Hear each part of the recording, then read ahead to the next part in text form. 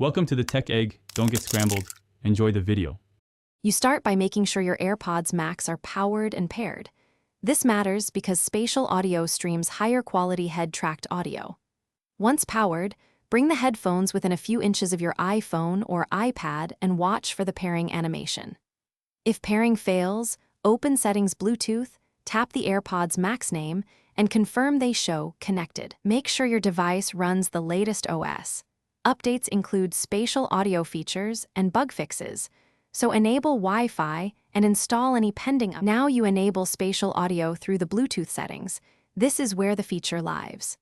Tap the circled eye next to your AirPods Max, find spatial audio, and switch it on. Choose automatic to let the device decide or fixed to lock a reference point.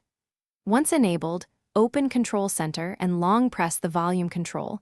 You should see a spatial audio label and the head tracking indicator. Try playing supported content and move your head to verify the soundscape follows you.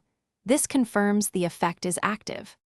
Finish by testing and fine-tuning the experience.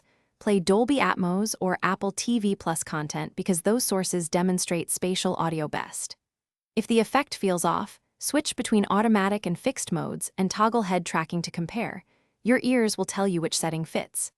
If you hit problems, unpair the AirPods Max, restart your iPhone or iPad, and reset the headphones by holding the noise control and digital crown.